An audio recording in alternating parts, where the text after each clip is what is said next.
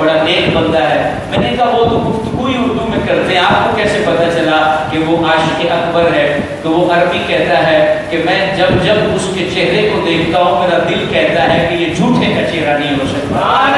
ایسی زندگی بندہ گزارے, قابل رشک زندگی گزارے. آج کے دن ہمیں سبق حاصل کرنا چاہیے. اس بندے نے بھی, اس مسلمان نے بھی, اس مومن نے بھی, اس غوث الورا کے غلام نے بھی, حضور امام احمد رضا خان کے مرید نے بھی کتنی باوقار, با کردار اور باعمل زندگی گزاری کہ دنیا میں ایسے ایسے پودے لگا دیے کہ لوگ ایک مسجد بنا کے ساری زندگی تعریفیں کرتے رہتے ہیں. اس بندے نے پوری دنیا میں مسجدوں کا جال پھیلا کے رکھ دیا. اگر آپ یہاں سے حیدرآباد جاتے ہیں وہاں فیضان مدینہ ملتا ہے, آپ آگے ڈگری جائیں تو فیضان مدینہ, ڈنڈو محمد جان جائیں تو فیضان مدینہ, جھٹو جائیں تو فیضان مدینہ, مٹھی جائیں تو فیضان مدینہ, پھر ڈنڈو آدم جائیں تو فیضان مدینہ, شہزاد پور جائیں تو فیضان مدینہ, دادو جائیں تو فیضان مدینہ, جیکب آباد جائیں تو فیضان مدینہ, بلوچستان انٹر ہو جائیں تو ڈیرہ الایار میں فیضان مدینہ, تو سوئی میں فیضان مدینہ, آگے ڈیرہ بکٹی میں فیضان مدینہ, واپس آپ آتے ہیں تو سکھر میں فیضان مدینہ,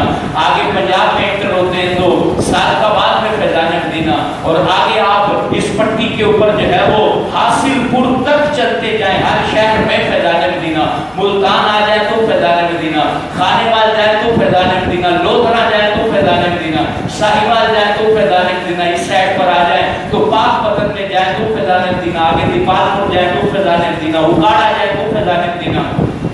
رنالا خورد جائے تو فیضان مدینہ, آگے پتوں کی جائے تو فیضان مدینہ, قصور چلے جائے تو فیضان مدینہ, لاہور آ جائے تو فیضان مدینہ, گجرانوالہ جائے تو فیضان مدینہ, گجرات جائے تو فیضان مدینہ, آگے اسلام آباد جائے تو فیضان مدینہ, اسلام آباد سے سرحد انٹر ہو تو آپ کو جو ہے ہری پور ہزارہ میں فیضان مدینہ ملے گا, تو احمدآباد میں فیضان مدینہ ملے گا, ادھر سے کشمیر چلے جائے تو کشمیر کی وادیوں میں فیضان مدینہ ملے گا, وہاں سے انڈیا میں داخل ہو جائے تو آپ کو دہلی میں فیضان مدینہ ملے گا, اتر پردیش میں فیضان مدینہ ملے گا, بریلی میں فیضان مدینہ ملے گا, تو تمام صوبوں میں فیضان مدینہ ملے گا, وہاں سے بنگلہ دیش کی سرحد کراس کر جائے تو وہاں فیضان مدینہ ملے گا, وہاں سے افریقہ کی جانب آ جائے تو وہاں فیضان مدینہ ملے گا, وہاں سے امریکہ چلا جائے تو وہاں فیضان مدینہ ملے گا, یورپ آ جائے تو فیضان مدینہ ملے گا, یورپ کی تمام ریاستوں میں چلے جائے تو فیضان مدینہ ملے گا, وہاں سے عرب چلے جائے تو وہاں امیر اہل سنت کے لگائے ہوئے پودے ملیں گے. تو پھر رشک کیوں نہ کرے کہ اے اللہ تو نے کیسا نیک بندہ